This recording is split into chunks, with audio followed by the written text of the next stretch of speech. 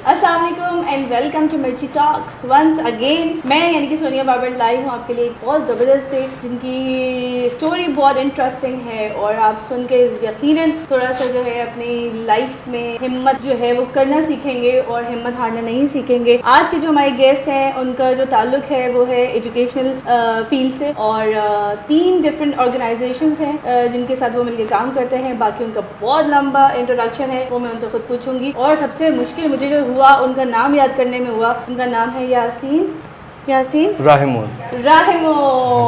ये अस्सलाम वालेकुम सोनिया, कैसे हैं आप? ठीक ठाक। पहले बताइए राहिमो क्या है? It's basically caste. I am from Sindhi community. Basically ये कम्युनिटी है जो सिंध और Kutch before the partition of India and Pakistan. अच्छा। तो थर और कच्छ दोनों साथ हुआ करते। अच्छा, आप थर से है आपका ताल्लुक? बेसिकली कच्छ से भी और थर दोनों, लाइक फ्रॉम सिंधी कम्युनिटी। थर तो है थर और दूसरा कच्छ फ्रॉम गुजरात, अच्छा, लाइक इंडियन कम्युनिटी। तो ये सारी चीज जबरदस्त। तो ये थोड़ा सा मुझे आपका इंट्रोडक्शन, क्योंकि मैंने बहुत शॉर्ट इंट्रो दिया आपका, आप खुद बताइए। अब मेरा जो ताल्लुक है वो 3 डिफरेंट ऑर्गेनाइजेशन के साथ है।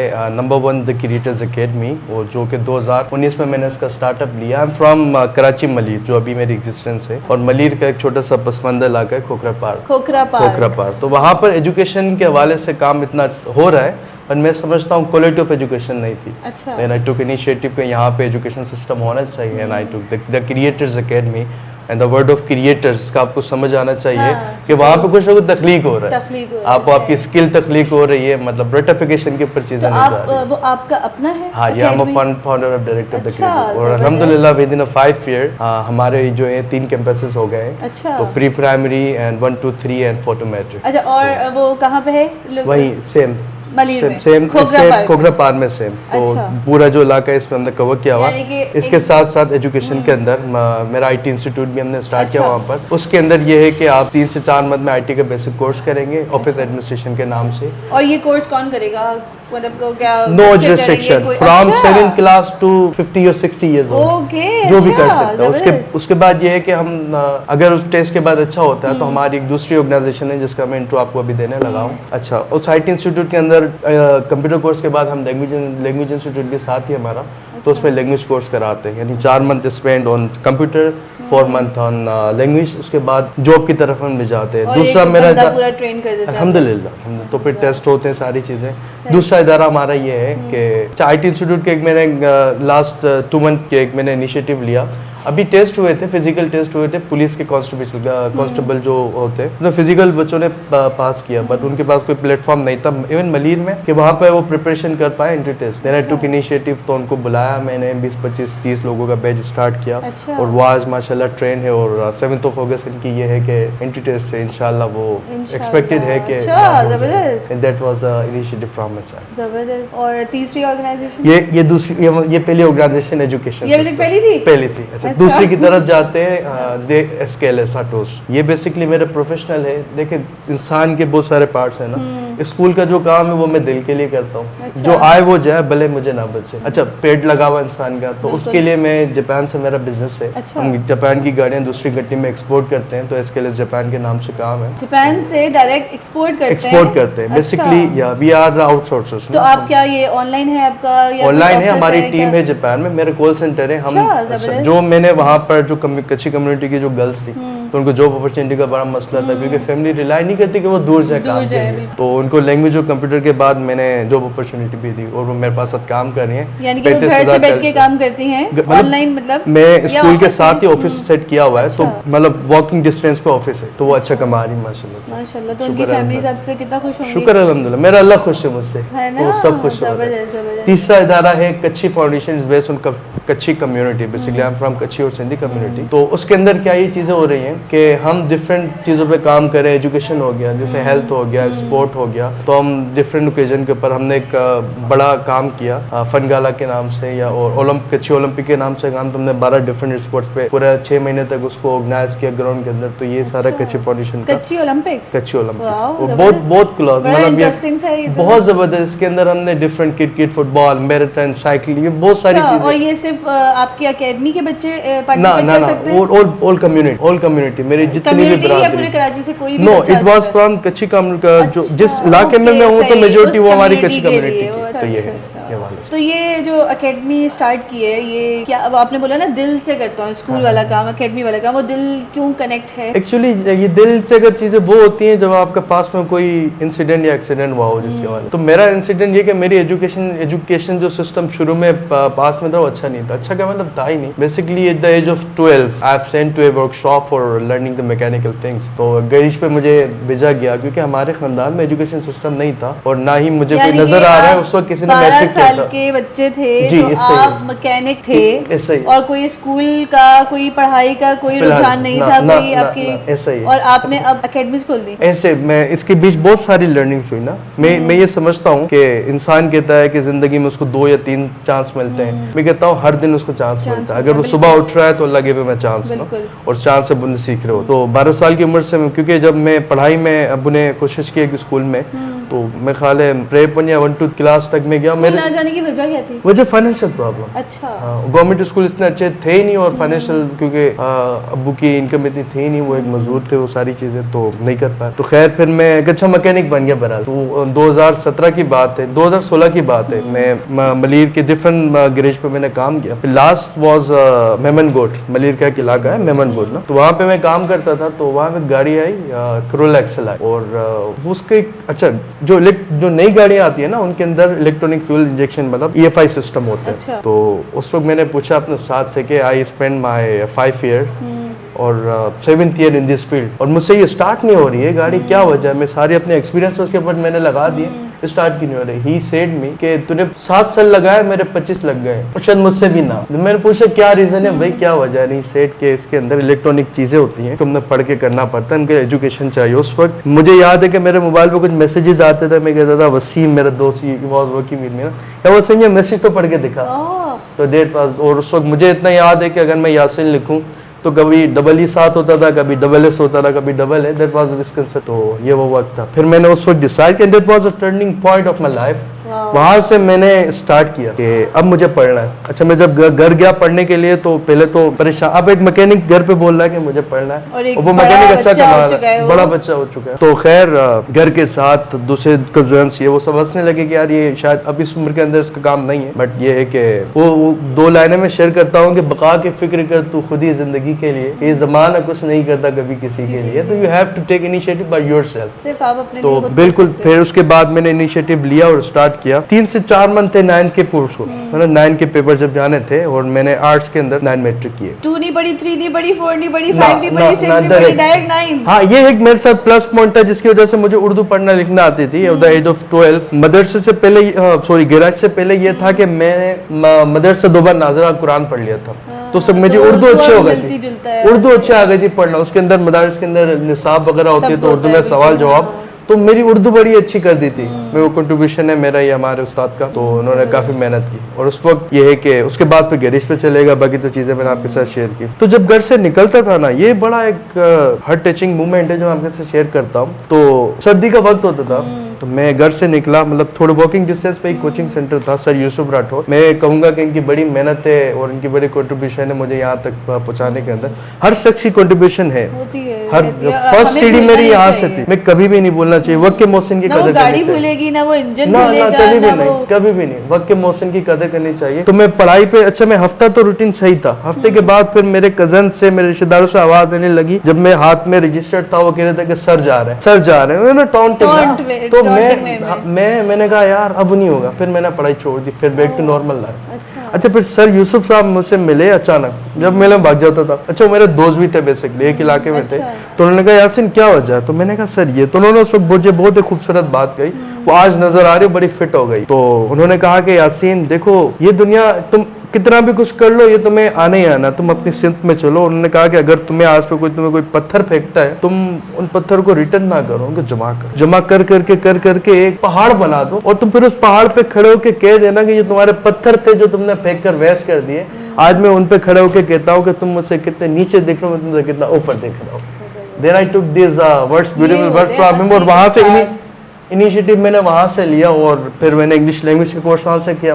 9 मैट्रिक, आफ्टर द मैट्रिक मैंने इंग्लिश लैंग्वेज पढ़ाना शुरू कर दी विद इन 2 years। असल में मसला ये है कि आप आपके पैदाइश का दिन, मेरा पैदाइश 92 सितंबर है और 1994। तो वासिफ अली वासिफ सेज कि आपकी पैदाइश का दिन वो नहीं जिस दिन आप पैदा होते हो, आपका असल पैदाइश का दिन वो है जिस दिन आपको पता चल जाएगा आपकी पैदा हुए। तो मुझे पता चल गया था, वो जो गाड़ी आई थी उस दिन मुझे पता चल गया कि मैं इस काम के लिए नहीं पैदा हूँ। अच्छा, फिर यहाँ मसला खत्म नहीं हो रहा, मैंने पढ़ाई लिखाई इसलिए स्टार्ट की थी कि मैं इस काम में डिप्लोमा कर पाऊँ। अच्छा, मेरे हाथ में मैट्रिक की मार्कशीट है और मैं पहुंचा टेक्निकल इंस्टीट्यूट। मैंने कहा कि भाई ये मैट्रिक मैंने कर ली, मुझे एडमिशन चाहिए। They was laughing on me, हंस रहे हैं, भाई साइंस में मैट्रिक चाहिए, आपने आर्ट्स में की है। And that time I didn't know कि साइंस क्या, आर्ट्स क्या, कॉमर्स क्या, बिकॉज कि मुझे कोई गाइड करने वाला नहीं था। वो इंसिडेंट था ना, वो सारी चीजें, ये बेसिकली इंसिडेंट था, विजन नहीं था कि मुझे पढ़ना है। जहाँ से जो मिलता गया मैंने वो लेता गया। तो फिर मैंने कहा अब मेरी लाइफ स्टॉप हो गई। फिर मैंने सब छोड़ के फिर गैरेज पे काम शुरू कर दिया। मतलब अप एंड डाउन बहुत सारी चीजें चली। अच्छा, फिर वहाँ से गैरेज में मेमनगुड से काम छोड़ के सौदाबाद एक दूसरा लगा मलिर का, तो वहाँ पे मैंने अपना गैरेज स्टार्ट किया। 25,000 के टूल लिए। मतलब ये 2015 की बात बता रहा हूँ मैं आपको। 25,000 के टूल लिए, सारा वर्कशॉप रेडी कर लिया। मैं एक उस्ताद, मतलब एक दुकान में 2 काम कर रहे थे। तो अब आप उस्ताद थे? मैं उस्ताद था, मैं उस्ताद था। तो हमारे बिल्कुल गैरेज के साथ एक इदारा था जिसको कहते हैं आई एक्ट। मैं कहता हूँ मलीर का अगर कोई बड़ा नुकसान कहे ना नौजवानों का अगर कुछ हुआ है एजुकेशन फील्ड में, तो वो आई एक्ट बंद हुआ। आई एक्ट मतलब institute of advancing career and talent. और ये बंद क्यों हुआ? बंद इसलिए, it was a foundation of Habib university. तो उनका जो प्रोजेक्ट था उन्होंने फिर वाइंड अप किया। उन्होंने कहा कि अब हम यूनिवर्सिटी की तरफ जा रहे हैं और हमारा no more interest on that. तो मैं रिक्वेस्ट है बड़े लोगों से जो चीज़ें देख सकते हैं, हाँ, अगर आप मलीर के लिए कुछ करना चाहते हैं, आप खाना ना पहुँचाएं प्लीज़, आप उनके लिए कोई फैसिलिटी नहीं चाहिए, आप प्लीज़ ये इदारा खोल दें। खाना पानी ये सारी चीज़ें हम खुद कर लेंगे। अगर आप ये कर सकते हैं ना कोई मलीर के नौजवानों के लिए, तो खुदा रहा ये कर दें। उसमें मेरी जितनी कंट्रीब्यूशन आपको चाहिए मैं दूंगा, अल्हम्दुलिल्लाह। आप कर सकते हो ना, प्लीज़ ये कर दें। ये मैसेज है मेरा उनके लिए। और कोई आपसे कैसे कांटेक्ट करे? कोई मेरा कांटेक्ट आप सब गूगल पे यासिन रामू लिखेंगे तो इंशाल्लाह Google will tell you all my contacts. जबरदस्त। एक मैकेनिक का नाम हम अब लिखेंगे गूगल पे और वो कोई डिटेल आ जाएगी। जबरदस्त। कैसे लाइफ चेंज हुई? ये सब सही है, अब आप अच्छे मकाम पे, लोग आपको जानते हैं, आप जो खुद नहीं कर सके थे अब आप वो दूसरे बच्चों को पढ़ा रहे हैं। और आई गेस आपने बताया कि कम से कम फीस। स्कूल देखे, मैं still I am not confirm कि मैं क्यों आया हूँ यहाँ पर। अल्लाह हर साल हर टाइम में कुछ ना कुछ मुझसे नया कराने की कोशिश कर रहा है। और मैं कहूँगा अगर यासिन ये सब कर रहा है, इट्स नॉट पॉसिबल। मैं ये समझता हूँ कि ये मेरे बस का काम नहीं है, बट ये कि अल्लाह शायद मुझसे काम लेना चाह रहा है और हर डिफरेंट पॉइंट पे वो मुझसे कुछ नया कराना, जैसे अभी सिंध पुलिस के हवाले से हुआ। तो देखिए लेट से अल्लाह ने और मुझसे क्या काम लेने हैं इंशाल्लाह। तो गुरूर आया कभी कि मैं क्या? अगर मैं गुरूर आता तो मेरा जुमला ये होता कि मैं ये कर रहा हूँ। मेरे ये अल्फाज है कि अल्लाह मुझसे काम ले रहा है। इट्स मीन कि जब आप अल्लाह की तारीफ़ करते हो जब आप खुद नहीं होते कुछ भी। और अगर कोई शख्स अपनी तारीफ़ कर भी रहा है, इसका मतलब वो खुद की नहीं कर रहा, वो अल्लाह की कर रहा है। अल्लाह ने बनाया इंसान को। तो अच्छा, लोगों के रवैयों में, फैमिली फ्रेंड्स के रवैयों बहुत फ़र्क आया, बहुत फ़र्क आया। हाँ, चलो इंसान में वो फ़र्क आया, फ्रेंड्स फैमिली जो भी। आप उसको कैसे लेते हैं? अगर जो बंदा जो आपको पहले कहता था कि जा भाई क्या है तू ये वो, और अब आप आता है आपसे बात करना चाहता है, आप तब कैसे रिएक्ट करते हैं? मैं और ज़्यादा इज्जत देता हूँ, है ना? क्योंकि इंसान मैं कामयाब, देखें बज़ाहिर ही कामयाब के लिए मोटिवेशन ज़रूरी है ना। अच्छा, एक मोटिवेशन आपको पॉजिटिव मिलती है जो आपके हमदर्द देते हैं, एक जो नेगेटिव है। और मुझे यहाँ पहुँचाने में उन्हीं लोगों का काम है, नेगेटिव लोग और मैं उनको बहुत शुक्रिया कहता हूँ। क्योंकि पहले आप शायद अपने लिए कर रहे होते हो, उसके बाद आप जिद में करते हो तो मैं करके दिखाना। और जो वो जो चीज़ अंदर से निकलती है ना, फिर कुछ भी है। और आपके वालिद साहब हयात हैं अल्हम्दुलिल्लाह, और वो कितना खुश होते हैं कि क्या था मेरा बेटा और क्या बन गया। उनकी बहुत सपोर्ट है मेरे। कभी गूगल पे उनको नाम लिख के आपने सर्च करके दिखाया कि अब्बू ये देखो? अब्बू मेरे कंप्यूटर चलाते हैं। हाँ, अब्बू चलाते हैं और मोबाइल वगैरह सब है। वो मैट्रिक वगैरह नहीं की, बहरहाल वो मेरे साथ इंग्लिश भी बोलते हैं। जबरदस्त। और ये चेंज आप लाए? चेंज ये मैं कुछ नहीं लाया, कि वो शुरू से शादी से पहले उनका एक शौक था। वो एक उस्ताद के पास, सईद सर नाम था, तो वो जाते थे पढ़ने के लिए। अच्छा, तो आपके बाकी बहन भाई हैं? बहन भाई हैं, मुझसे बड़ा एक भाई है जिसने मैट्रिक किया, उसके बाद अपना काम संभाला। और एक और बड़ा भाई है, वो उसने एजुकेशन नहीं किया। फिर एक बहन, मुझसे छोटे 3 भाई हैं। तो वो उनको पढ़ा रहे हैं? वो यूनिवर्सिटी में अल्हम्दुलिल्लाह वो पढ़ रहे हैं, वो अच्छा काम कर रहे हैं। बेसिकली मेरा सिस्टम संभाल रहे हैं वो लोग। एजुकेशन जो सिस्टम हमारा है, द क्रिएटर्स एकेडमी, भाइयों का किरदार है। और उधर एडमिशन लेने का क्या प्रोसीजर है? कोई अमीर तरीन माँ बाप का बच्चा होना चाहिए या कोई नाम हो, सोर्स हो, रिश्वत लगेगी, या बस आप सिंपल मैं पढ़ना चाहते हैं? देखो उस इलाके के अंदर है ना, अच्छा एक तो गरीब, हाँ अमीर उससे गरीब से गरीब है। अच्छा हमने कुछ क्राइटेरिया बनाया हुआ है वहाँ पे, जब स्कूल इतना आसान नहीं था खोलना वहाँ पर। अच्छा। क्योंकि 12 साल का बच्चा आ रहा है, मतलब क्लास 5-6 का स्टैंडर्ड है उसका जो उसमें होना चाहिए, और वो अपना नाम नहीं लिख पा रहा, तो हम उसको डायरेक्ट क्लास 6 में बिठा रहे हैं तो वो उसका रिजल्ट नहीं आ रहा, और मोंटेसरी में बिठा रहे हैं तो वो बच्चे के साथ ये गे पे वो बैठना नहीं चाह रहा। तो हम फिर वहाँ पे मैंने एक न्यू इनिशिएटिव लिया, that is called foundation class, कि किसी भी एज का बच्चा है वो पढ़ने के लिए आए, उसको हम बेसिक से ABCD से स्टार्ट करके एक month, 2 month, 3 month, 4, 4, 5, 6 with in 7 और मैक्सिमम 8 मंथ के अंदर उसको उसी क्लास में बिठा देते हैं। लाइक क्लास 6 की एज है तो क्लास 6 में बिठा दे। और ये हमारी जो टेक्निक्स इतना काम किया कि जो फारिग, जो सब स्कूल से रिजेक्टेड बच्चे थे जिनको कोई एडमिशन नहीं ले रहा था, उनको हमने पिक किया, और वो आज अच्छा जो रिजल्ट दे रहे हैं, और उनमें से उन्हीं बच्चों ने कुछ में से टॉप किया और वो स्कॉलरशिप पे पढ़ रहे हैं। ये असल मेहनत है, क्योंकि अगर आप पढ़े लिखे बच्चे ही उठाएंगे तो आपको कोई कमाल नहीं किया ही नहीं, बच्चों का कमाल है, फिर आपने कुछ किया ही नहीं। और अच्छा मुझे ये बताएं कि आप कह रहे हैं क्या उस इलाके में ऐसा है कि पढ़ाई का नहीं रुझान, तो इसका मतलब कि वहाँ के पेरेंट्स, वालिदैन और जो बड़े, उनको अवेयरनेस की जरूरत है। अवेयरनेस उसके लिए कुछ, उसके लिए ये है कि मेरी एक ऑर्गेनाइजेशन थी जो अभी उसमें मैं काम नहीं कर रहा हूँ, यूथ मॉफ्स के नाम से। 2016 में बहुत एजुकेशन के अवेयरनेस में या यूथ अवेयरनेस के इवेंट करा, उड़ान वन ऑफ द बेस्ट। उसके अंदर कैफे खलील आजकल जो उरूज बना हुआ है स्टेज की, तो वो उस वक्त उस प्रोग्राम में था और बहुत अच्छे तरीके से उसने परफॉर्म किया, और अच्छे दोस्तों में से था ना, वो लियारी से था, उसको हमने इनवाइट किया था, और उस वक्त वो फेमस नहीं था तो काफ़ी रिस्पेक्ट थी, और आज भी अल्हम्दुलिल्लाह है, उससे मेरी बात नहीं है, बहरहाल वो अच्छा इंसान है। तो उसने ये उड़ान प्रोग्राम कराया। अच्छा फिर वो डकैती वगैरह का सारा काम शुरू हुआ था मलीन में ज़्यादातर। फिर मैंने एक प्रोग्राम करवाया बशर के नाम से, let your inner Bashar out, अपने अंदर के इंसान को बाहर निकालो। फिर उसमें डिफरेंट ट्रेनर्स को बुलवाया, यूथ को जमा किया, इवेंट करवाया, और ये सब विदाउट मतलब आस्किंग फॉर इन्वेस्टमेंट, अपनी मदद, आप बच्चों से कोई टिकट्स ले रही है, वो नो प्रॉफिट नो लॉस पे ये काम करना। आपको ये लगता है कि अल्लाह ने आपको चुना है इतने सारे लोगों में से कि यासीन को मैं चुनूंगा कि ये आगे, क्योंकि ये भी एक भलाई का काम है, आप अवेयरनेस दे रहे हो, पढ़ाई दे रहे हो, वहाँ के बच्चों को दूसरे जो हम नॉर्मल अगर देखा जाए दूसरे इलाकों के बच्चों के वो मुकाबले में ला रहे हैं, कभी फील होता है कि अल्लाह मैंने मुझे ही क्यों चुना, मतलब मुझे क्यों, और भी बहुत होंगे यासीन। मैं ये बड़ा अच्छा, ये सवाल बहुत मैं समझता हूँ इतना डिफिकल्ट है, शायद इसका मैं आंसर नहीं दे सकता। इसका आंसर मेरा काम देगा, क्योंकि जिस भी इदारे में कोई ना कोई शख्स है वो कुछ कर रहा है और मैं भी वो कुछ काम कर रहा हूँ, और जो अल्लाह मुझे काम असाइन करता है मैं उसको अच्छे तरीके से करता हूँ, अल्लाह मुझे दूसरा काम दे देता है। और इसमें कोई लालच तो नहीं है भाई, अब तो मैं लालच यही है कि जब मैं खुदा के पास जाऊँ मैं कहूँगा अल्लाह इससे बेहतर मैं नहीं कर सकता था, आई डिड माई बेस्ट। जहाज का पहला सफर कब किया जिंदगी में, जब पहली बार आप जहाज की सीढ़ियाँ चढ़ी? क्योंकि अभी आपने मुझे बताया आप जापान में नहीं गया मैं, actually I have applied for Japan, मैं अप्लाइड फॉर जापान, अभी मीटिंग है इस वीक में। मेरा जहाज का सफ़र में एक बार दुबई गया, मैं 2021 की 22 की एग्जाम्पल है। अच्छा। और 23 के अंदर मैं फिर जहाज में गया, और मैं वहाँ से फिर अकेला नहीं गया। अच्छा। एक्चुअली आई एम मैरिड, और शुक्र अल्हम्दुलिल्लाह, I got a beautiful wife ना, तो और शी रियली लव्स मी ना, एंड आई आल्सो लव हर, बहुत माशाल्लाह खूबसूरत है, और मेरी ज़िंदगी काफ़ी अच्छी गुजर रही है। तो खैर मैंने उसे, वो मुझे जाने नहीं दे रही थी दुबई, कहा कि नहीं भाई मैं नहीं, मैंने कहा प्लीज नहीं, उसे पता है कि दिन रात उसको पता है दिन रात काम ही उसका लड़कियों के साथ ही है, चाहे वो किसी भी तरीके के हो। तो मेरी गैदरिंग ही ऐसी है जिसमें गर्ल्स इन्वॉल्व हैं। तो खैर मैं वहाँ दुबई गया, पहले जैसे मेरा तीसरा काम है जापान का, मैंने आपसे डिस्कस किया कि हम जापान की गाड़ियाँ, और फिर मैंने कहा दुबई से भी काम स्टार्ट करें। तो दुबई में जो रिकंडीशन गाड़ियाँ होती हैं वो उसको हम एक्सपोर्ट करें जो हमारे क्लाइंट है। मैं दे सकता हूँ। देखिए मेरा क्या काम है कि इसके लिए जापान क्या करता है कि बेसिकली हमारे वेंडर्स हैं, हमारी अपनी कंपनी है जापान में, वो गाड़ियाँ हमारे लिए स्टॉक करती है।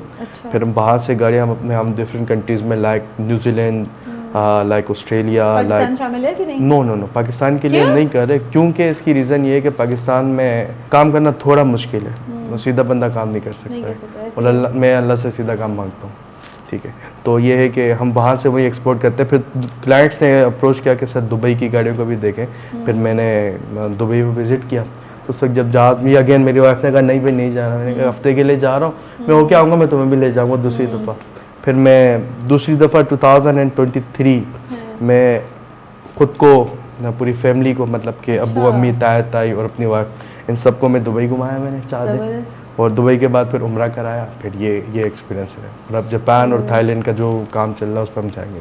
इतना चेंज हुआ है कि मुझे समझ नहीं आ रहा कि ये लोग वही हैं जो मुझसे पहले मिलते थे। ऐसे ही है ना, हम लोग सब ऐसे ही हैं। हमारा पूरा माशरा ऐसा है, जिसके पैसा है, जिसके पास पैसा है, जिसका नाम है, उसकी इज्जत है, चाहे वो इज्जत के काबिल ना हो।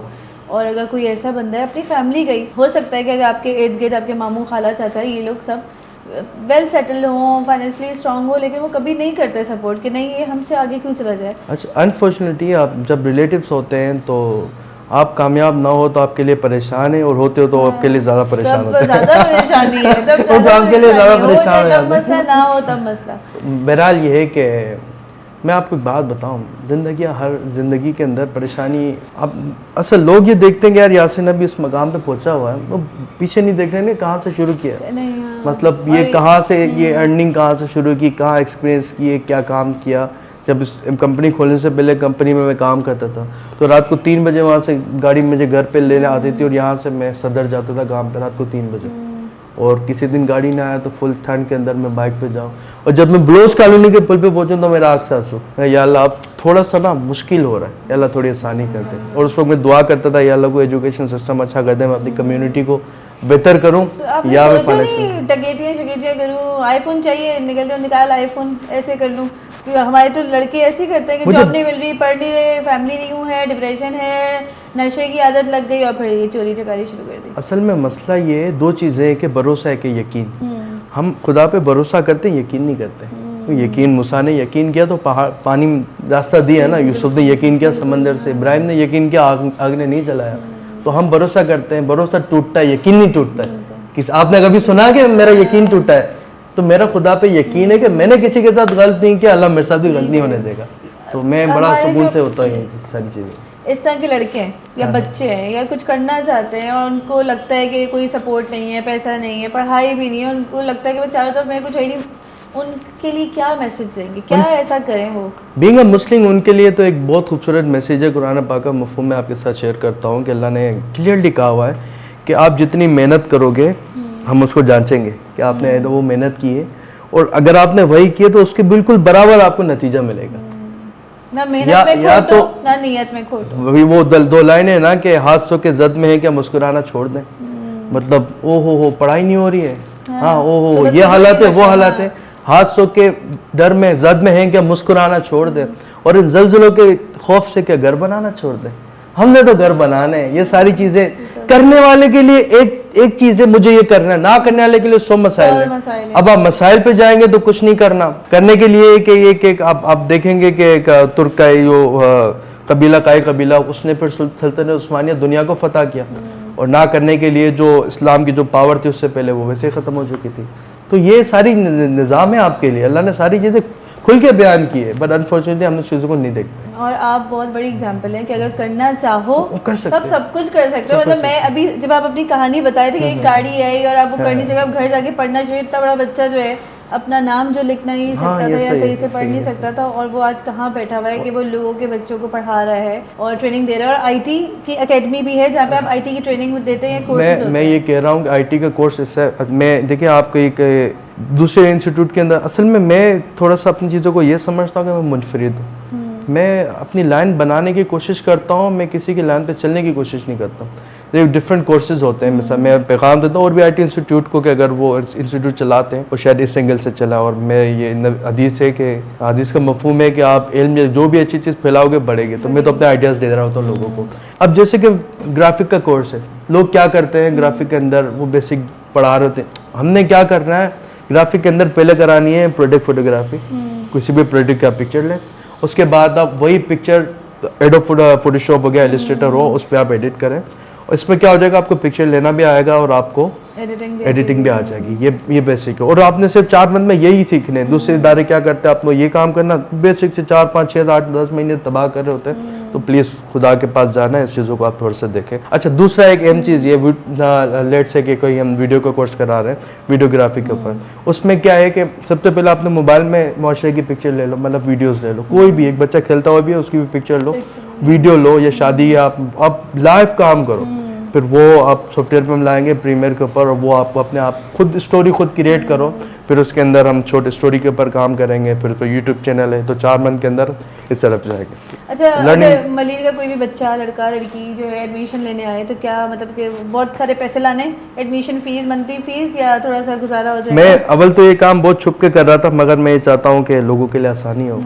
ये कि मैं अपने इवेंट में ये बात शेयर करता हूँ, और इवेंट से ज़्यादा, क्योंकि इवेंट में 700-800 हज़ार लोग हैं, आपके वो ये जो बात है बहुत सारे लोग सुनेंगे। मैं ये कहता हूँ अपने काम के वाल, चाहे स्कूल का बच्चा हो, चाहे IT इंस्टीट्यूट का हो, अगर वो यतीम है और हकदार है, मेरे पास आ जाए, मैं फ्री में पढ़ाने के लिए तैयार हूँ, मुझे कोई फीस नहीं दे, क्योंकि मैं सब यहाँ थोड़ी, मुझे ऊपर के लिए भी तो कुछ करना है। तो मेरा पैगाम है आप लोगों के लिए, अगर आप और आपके इर्द गिर्द आप समझते हैं, और अगर आप कुछ देखते हैं कि बच्चा यतीम है और फाइनेंशियली स्ट्रॉन्ग है और वो फ्री में पढ़ रहा है, तो ये मैं पैसे से पढ़ लूँगा। मैं छोड़ना नहीं है कि मैं एक बिज़नेस भी करता हूँ, बिज़नेस मैन हूँ, तो मैं ऊपर के लिए जमा तो करूँगा ना, बदल आप इसको देख लें। अगर हक है तो आप फ्री में पढ़ें, आपकी एक्सपेक्टेशन से ज़्यादा आपके साथ कोऑपरेट किया जाएगा, ये है। और अब भी अगर फ्री होने के बाद भी वो नहीं आता, तो फिर तो इसका मतलब वो कुछ लाइफ में करना ही नहीं चाहता। मसला ये असल में है, चल रहा है, करने को मैं पूरे सिस्टम को फ्री कर दूं, मगर वो नहीं कर सकता। अब जो टीचर्स होंगे उनकी सैलरी होगी, मैं अब खुद, अल्लाह ने मुझे इतना दिया, मैं खुद से भी बेयर कर सकता हूँ, पर मैं इसलिए ये नहीं करना चाह रहा। मैं ये चाह रहा हूँ जो आए वो जाए, मैं जेब, इसकी रीज़न ये, बच्चा जब कुछ भी देता है ना, तो वो बोलता है कि मैंने दिया है, तो मैं उसको रिसीव करने की कोशिश करूँ। हमें आदी नहीं करनी अपने लोगों को कि आप जी आओ, मुफ्त में चीज़ें करो और फिर जाओ, और फिर इस तरह ही वो आगे चलता रहता है और आदी बन जाते हैं वो एक मुफ्त खोरी की। वो हमें बिल्कुल भी नहीं करना। मिनिमम लो, लेकिन आप लो ज़रूर, फीस हो या जो भी। अच्छा सुनिए, मैं आइए में बीच में रह गया था, मैं कुछ अहम चीज़ें मैं उसके साथ डिस्कस करना चाहता हूँ, क्योंकि वक्त के मौसमों में से वो एक है मेरा। तो उसमें मैंने फिर बहुत सारे सेशंस लिए, और फिर उसमें मेरी लाइफ वहाँ से भी बहुत चेंज हुई। स्पीकर भी है ना? मैं उस पर आ रहा हूँ, उसी पे आ रहा हूँ। तो फिर उसमें मैंने ट्रेनिंग्स ली, और पब्लिक स्पीकिंग कैसे करते हैं ये वो, फिर मैं काम करने निकल पड़ा, लोगों को बताने निकल पड़ा कि ज़िंदगी क्या है। फिर करते करते मेरा काम इतना हुआ कि मैंने एक टीम स्टार्ट की, यूथ मॉफ, जोड़ान, बशर, ये सारे इवेंट कराए मलिर में, all round the Malir, different places पे, बिग इवेंट जैसे कहते हैं। तो वो ये सारे इवेंट कराए। अच्छा, फिर पब्लिक स्पीकिंग स्टार्ट की। इसके साथ फिर मैंने एक चीज़ समझी, मतलब जो मैं पैगाम लोगों तक मैंने पहुंचाना शुरू किया कि ज़िंदगी क्या है, ज़िंदगी क्या नहीं है। मैं इतना उस वक्त पॉपुलर हुआ, मगर उस वक्त फाइनेंस नहीं था मेरे पास। मैं लोगों को कह रहा हूँ यार तुम यू कैन, और ये सारी चीज़ें तो मैं कर रहा हूँ, और तुम ये ले लोगे, तुम जहाज़ ले लोगे, हेलीकॉप्टर ले लो, मोटी पब्लिक, और मैं बाइक पे आ रहा हूँ। तो मैं तो कह रहा हूँ तो खुला तजाद, मेरा कॉल अलग है, फेल अलग है। तो मैंने आई ड्रॉप दिस, मैंने कहा पहले मैं फाइनेंशियल स्ट्रॉन्ग हूँ ना, फिर मैं जब बोलूँगा तो अच्छा तो लगूं कि हाँ भाई, मैं जो बोलूँ तो मैं बोलूँ कि मैं जो बोल रहा हूँ, मेरे अभी जब बात कर रहा हूँ तो मुझे पता है मैं क्या कर रहा हूँ। उस वक्त शायद मेरे अंदर वो चीज़ें नहीं थी, नहीं हो सकता। वो बेसिकली एक झूठ था ना। अब बिला वजह लोगों को देखो, आप कुछ ना, अभी मैं कुछ नहीं भी बोल रहा ना, तो वो मैं बोल रहा हूँ। अगर मैं खामोश भी हूँ तो फिर भी मेरा काम बोल रहा है, और उस वक्त मैं चिल्लाऊं भी तो मैं कुछ नहीं बोल रहा हूँ। तो मैंने कहा पहले अपने आप को मजबूत करना है कि आपका, जैसा अगेन मैंने कहा कि मेरा नाम लिखेंगे इंशाल्लाह तो चीज़ें आ जाएंगी। चाहे तो ये सारी चीज़ें जो है ना, गूगल पे नाम लिखना, ठीक है, सर्च करना, जाके मैं भी देखूंगी। तो अच्छा लगता है। और बहुत जब हम सोचते हैं, हम भी कितनी दफ़ा ऐसी होते हैं कि हम हिम्मत हार जाते हैं कि नहीं यार क्या है, बस ठीक है जैसे चल रहा है, सीधा सीधा चलते रहो। हम कोशिश नहीं करते कि नहीं थोड़ा सा एक स्टेप आगे। अपने लिए तो हर दुनिया का हर दूसरा बंदा अपने लिए करता है, आप लोगों के लिए क्या कर रहे हो, ये मैटर करता है। शायर कहते हैं ना कि अपने लिए तो जीते हैं सभी इस जहां में, है जिंदगी का मकसद औरों के काम। बिल्कुल। तो मकसद यही है कि अल्लाह ने भेजा भी यही है ना। इकबाल सेज के दर्द दिल के वास्ते पैदा किया इंसान को, मतलब एक दूसरे को समझने के लिए पैदा किया। लेकिन हम उल्टा है, हम दर्द देने के लिए पैदा हुए हमें लग रहा है। हम वो समझते हैं कि नहीं, इबादत के लिए बंदे तो नहीं आया, दर्द तो दिल के वास्ते, दर्द दिल के वास्ते पैदा किया इंसान को, वरना इबादत के लिए कुछ कम नहीं तो करो ब्या। आपको कितने दर्द दिल मिले? दर्द दिल तो मिले, खैर मेरी वाइफ सुन रही होगी, मैं शेयर नहीं कर सकता। तो मेरा दर्द दिल मिले, घर भी जाना है। तो अकेन भाई वाइफ से डरना चाहिए ना। बिल्कुल, हर शरीफ क्या कहते हैं, हर शरीफ बंदा जो है ना बीवी से डरता है। खैर दर्द दिल अच्छा, अगर मैं आईटी इंस्टीट्यूट या स्कूलिंग सिस्टम उस इलाके में चला रहा हूँ तो एक मेरे दर्द दिल का वो हिस्सा है। अच्छा। शायद मैं उसको ये चीज़ दिखाने के लिए कर रहा हूँ कि देख तेरा इलाका था और तूने मुझे डिसीव दिया और आज मैं देख कहाँ खड़ा हुआ। तो शायद वो एक नेगेटिव, मैं उस वक्त शायद टूट गया क्योंकि मेरी ज़िंदगी में कोई मेरा फ्रेंड वगैरह कुछ नहीं था। तो वो एक ही शख्स था जो था। फिर उसको मैंने कहा नहीं यार तू नहीं तो मैं इस चीज़ से मोहब्बत करूँगा। तो उसका जाना आई गेस पॉजिटिव रहा मलिर के लिए तो अच्छा पता नहीं अल्लाह ने, आपके लिए रहा कि नहीं पता नहीं अल्लाह ने, मैं ये क्यों है कि मेरे साथ ऐसे लोगों को करीब करके फिर हटा देता, फिर मुझसे उसके बड़ा काम ले लेता है। तो मैं उसका भी शुक्रिया अदा करता हूँ कि भाई तुम्हारी वजह से आज कई लोग पढ़ रहे और मैं सारे बच्चों का ही कहता हूँ। तो ये अच्छा, नॉलेज या एजुकेशन क्या मैटर है, मतलब एजुकेशन या नॉलेज? देखिए, अगर एजुकेशन हम अपने सिंध या पाकिस्तान के एजुकेशन को देखें वो है ही नहीं। क्योंकि मेरा जो प्लान है अभी मैं मेरी बीबीए कंप्लीट है फ्रॉम इकरा यूनिवर्सिटी। अच्छा। और उसके बाद अभी मैं दोबारा बैचलर कर रहा हूँ मैं इकरा यूनिवर्सिटी से ही एजुकेशन में।